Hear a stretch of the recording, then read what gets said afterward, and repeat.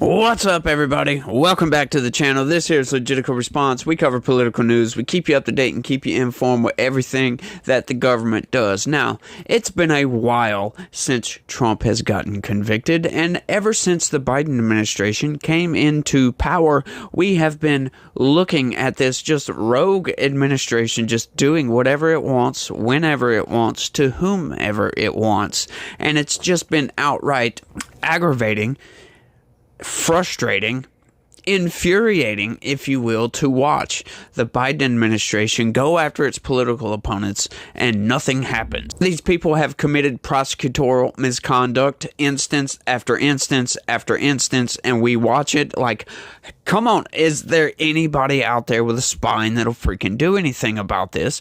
And we've been wondering that for a while. And we'll see little glimmers of hope here and there and everywhere.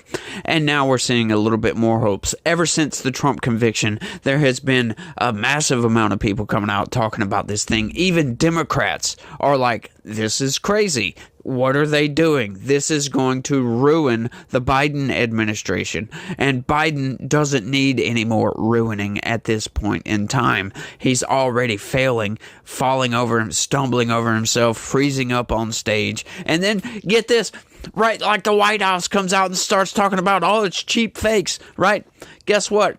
The definition of a cheap fake, now, I guess, is any unedited video of Biden freezing up on stage or doing something that he shouldn't be doing, and that the White House doesn't want people to see. That's what a cheap fake is now, I guess. That's the left's definition. But, you know, they love to use the words, love to use those words to twist and manipulate reality into whatever narrative that they're trying to sew and weave into reality. But we have been waiting for some pushback, and we get a little bit here and there. We've got Elise Stefanik filing ethics complaints against these people in New York. Thank you. Go right ahead. What's going to come of that? I don't know. When you tell a communist that, hey, these other communists are doing communistic things, that communist is probably going to be like, well, nothing's wrong here. I don't see no problem. Yeah, there's nothing wrong with going after your political rivals in a communist nation, for God's sakes. But we're not in a communist nation, and I talked about this heavily yesterday. A lot, almost all of the Biden administration's federal judge appointees, their nominees, I guess, have just this utter atrocious record of being very soft on crime, and in some instances just outright just refusing to prosecute criminals, people that have sexually abused children. They're just letting these people go, just a year or two in prison. Oh, well, these are actually good people. They just made a mistake. No, anybody that will stoop to that level, those are not good people. There is no redemption story for those people, right?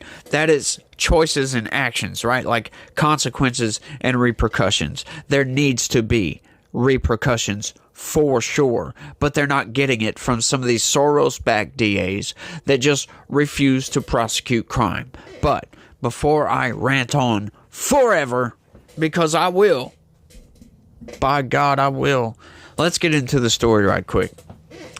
Missouri AG says he'll sue New York over lawfare against President Trump. Thank you, Missouri AG. This dude has been a shining beacon of hope for the Republican Party against the left's lawfare against Republicans, because it's not just going after Trump.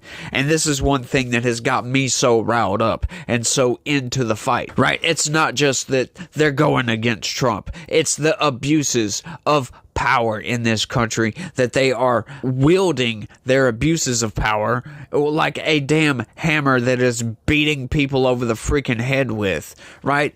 People getting banned off social media platforms left and freaking right, right? Like Riley Gaines and this other lady came out with a company, a women's clothing company. It's called XXY or something like that, but they got banned off of TikTok because they're promoting only two genders, right? Like, it's just, you'd have to read more into that story. I know I gave just an oversimplification of what's going on with that because they put out an ad on TikTok and that ad got banned.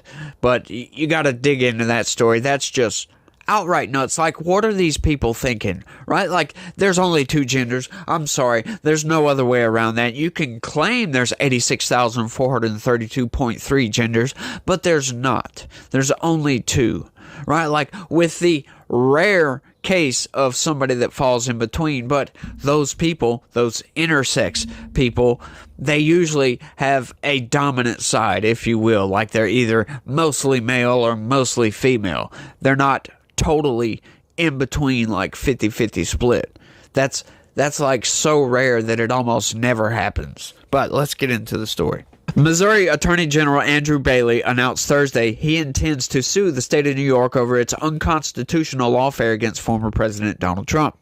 I will be filing suit against the state of New York for their direct attack on our democratic process through unconstitutional lawfare against President Trump, Bailey wrote in a post on the social platform X. Yes, it's very unconstitutional, it's very undemocratic, and that's coming from the same people who will get out there and scream and yell at you that Trump is a threat to democracy when they are the actual threat to democracy. Even RFK Jr., a lifelong Democrat, gets up on CNN for all places and tells the lady there that yes, Biden is much more of a threat to democracy than Donald Trump. I don't care about January 6th. Donald Trump didn't have nothing to do with January 6th. Leave your comments down below because I know you will, but he didn't instruct those people to break into the Capitol and fight with cops. He didn't want that at all. That's plainly obvious to anybody paying attention. But that didn't stop the left from latching on to that narrative and trying to blame everything that happens bad on Donald Trump and say it's a threat to democracy. No, I'm sorry. Banning people from social media, violating the First Amendment, that's a threat to democracy. Trying to kick off your opponents, your Democratic opponents, in a presidential election, trying to kick them and keep them off the ballot.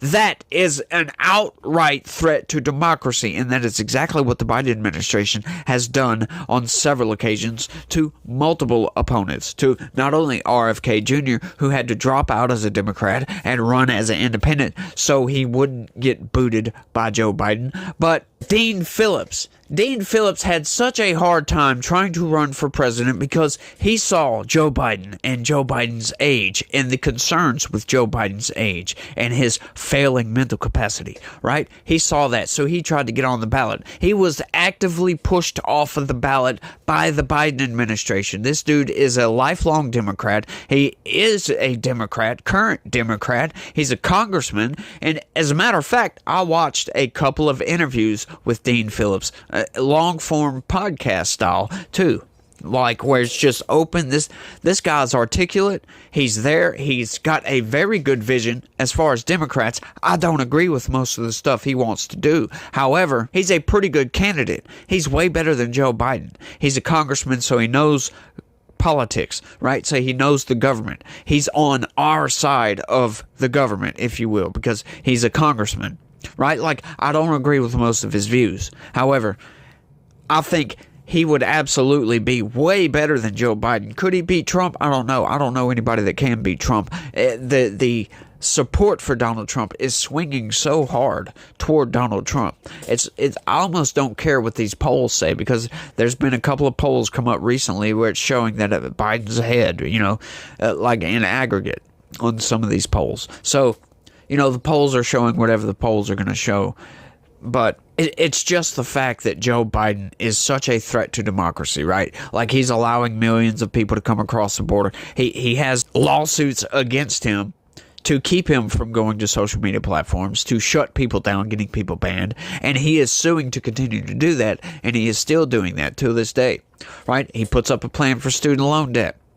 That gets canceled by the Supreme Court, says, no, you can't do that. So he reconfigures his plan and does it anyway, right? Like, screw what the Supreme Court said. He does this all over the place, right? We get congressional aid for Israel, right? And I'm sure you got your issues with Israel, but I got my issues with Israel. But we get congressional aid. They're supposed to send weapons and all this other BS. Send, $17 billion worth of BS to Israel. And what does Joe Biden do? Oh, wait, hang on. He reroutes that to Ukraine. Nobody wants to help Ukraine anymore. Ukraine is a corrupt nation. And Joe Biden defies congressional orders to send military aid that was supposed to be for Israel to Ukraine. What the F is going on with that? Right? And there's just instance after instance after instance of Joe Biden failing. Threat to democracy. And nobody is doing anything about it. It's just outright insane. But somebody has to stand up to stop these people before they ruin our country, because that's exactly what the Biden administration is doing. And as for anybody out there who plans on voting for Joe Biden in 2024, good luck with that. You know what? You're going to be responsible for the destruction of this nation. I hope you're in for it. Hope you're ready for that. The move comes nearly a month after a Manhattan jury convicted the former president on 34 counts of falsified business records in his New York hush money trial. The verdict made Trump the first former president in U.S. history to be convicted of felony crimes. The state of Missouri and the voters of Missouri have a sovereign interest in having access to. That means having physical access to and hearing from a presidential candidate for the top office in the United States government, Bailey told Fox News during an appearance Friday. Bailey argued that the New York verdict denies Missourians access to their chosen presidential candidate. Millions and millions of Missourians have voted for President Trump and deserve the ability to hear from him. We can't let states like New York deny Missourians of access to that candidate, Bailey said later during the appearance. While Bailey believes the Manhattan conviction will be thrown out eventually, it would be too late. It will still have interfered with the 2024 election, he said. The remarks also follow Bailey's testimony before the House Judiciary Committee last week on the illegal prosecution of the former president. That is right. It is outright election interference. If you look at the timelines of everything, right, like how all this stuff came out, we had Trump make a statement like in early 2022 talking about, I got a big statement coming up. Next thing you know, Matthew Coangelo just suddenly moves to New York, quits his position as third in line in the DOJ, goes to New York to work at the local Manhattan District Attorney's Office under Alvin Bragg. That raises red flags. That raises many red flags, at least for me. Then Trump comes out and says, hey, I'm running for president again, even though I just lost. And then next thing you know, indictment after indictment after indictment after indictment. They just start coming down the freaking pipeline. And it's like, okay, y'all weren't even trying to hide the fact that y'all timed this just right. Like, if President Trump would have never came out and said, I'm running for president again, if he would have just went quietly into that good night, if you will, right? Like, the dude doesn't have to, that's another thing. He doesn't have to be doing this. He doesn't have to put himself through all this crap, but he's doing it because he loves the country. He wants to try to save this country from the corrupt establishment that the Biden administration is overseeing right now. And some people just can't seem to get that. They take the corporate press narrative and just go, oh no, Trump's an evil orange man and he's bad. Name something, right? Like, I know we've got genuine criticisms. I've got my criticisms of Donald Trump. But as far as his presidency goes, what he did for this country there was proof of what he did. We had the best economy. Sure, wasn't perfect. There's criticisms there, right? Like, he didn't handle COVID well at all. He dropped the ball with freaking COVID, right? Like, he should have called in the National Guard for the Summer of Love riots, but guess why he didn't, right? Because he wanted to get reelected. He wanted to not look like an authoritarian, because he's not an authoritarian, right? He's not a dictator, which everybody seems to be thinking that he is for some reason, right? Like, they call him, oh, he's an authoritarian dictator, right? Like, Well, you know what? His actions disprove that outright, because he could have easily invoked the Insurrection Act and called in the National Guard to shut down those violent riots of the summer of 2020. But guess what? He didn't do that, folks. He didn't do that at all. Is that something an authoritarian dictator would do? Let me know down in the comments. But getting back to what I was talking about, the timelines, right? Like, so he comes out, all these indictments start coming out. It's obvious election interference, right? They're trying like hell, right? Like Jack Smith is trying like hell to put him on trial, to get a court date and get a trial before November. They even came outright and said this. And nobody, nobody on the left, no Democrats, saw any red flags there. They're like, oh yeah, we got to take down Trump. They're just willing to go right along with the very undemocratic process of trying to jail your political opponents because it's an orange man. Like, what? No, I'm sorry. The novel legal theories around all these indictments, every single freaking one of them, you got to twist and turn the law to try to make it work. And then you got to put a jury of people that hate Donald Trump to get a conviction. But A.G. Bailey is totally right. It's plainly obvious to everybody. They've come out and said it. They want him on trial and convicted before November.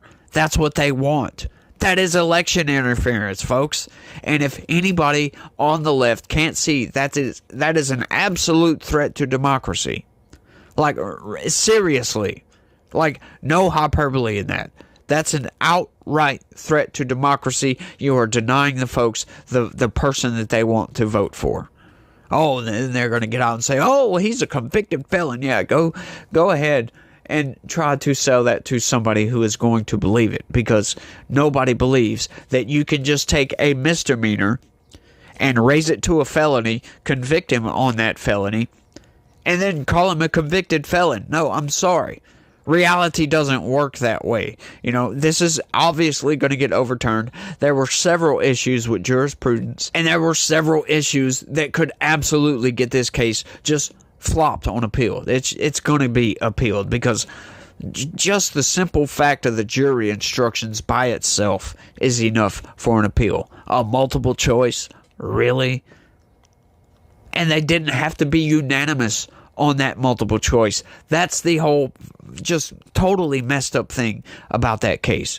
Not to mention the credibility of the witnesses and the legal theory surrounding the elevating crime that they didn't even charge him for, right? Like, how can you have a misdemeanor get elevated to a felony and not charge that person for that elevating felony crime? That makes zero sense, right? Like, you would figure because it's a federal crime, they can't charge him on a state level for that. You would figure he would have to be convicted on that felony to be able to charge him to elevate it to a felony. You try to see what I'm getting at here. It doesn't make any sense how they can elevate a misdemeanor to a felony because of a different felony that they're not even charging him for.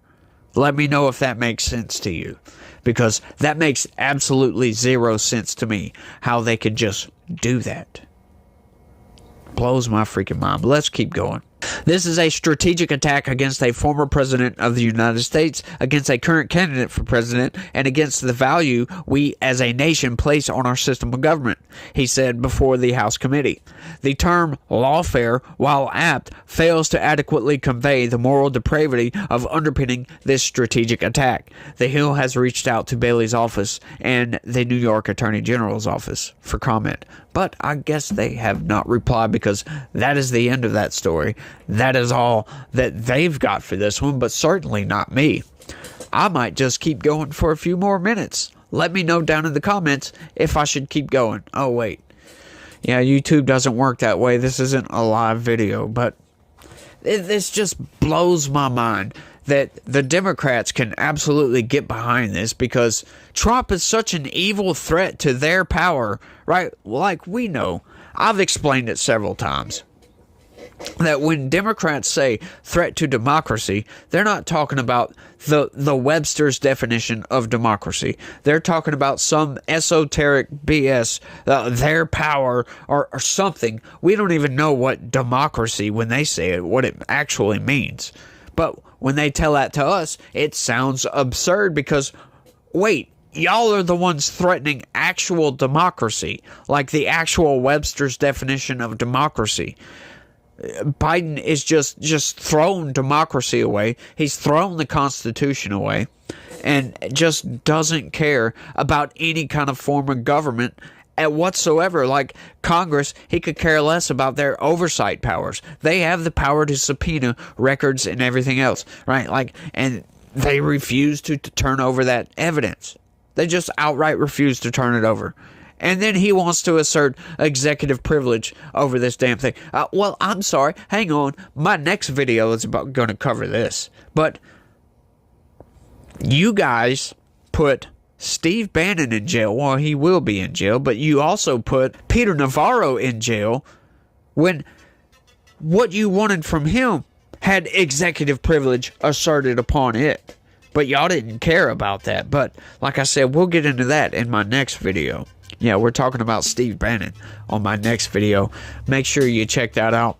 That's all I got for this one. I don't want to dig in too deeply on that because I don't want to rant. I don't want to run my mouth about it all on this video and have myself be repeating myself on the next video. So we'll save that for the next video. But let me know what you think about all this down in the comments section, because I find it very hopeful, if you will, that we have some attorneys general that are actually willing to stand up to this threat to democracy to try to save our country. And I am utterly surprised that there have not been more attorneys general to stand up in the face of this utter takeover of our government, takeover of our country, and they're trying to destroy what America has been. But y'all let me know what y'all think down in the comments section. That is all I got for this one, y'all. I want to thank everybody for watching. And y'all try to have a good day and stay legitical. Peace.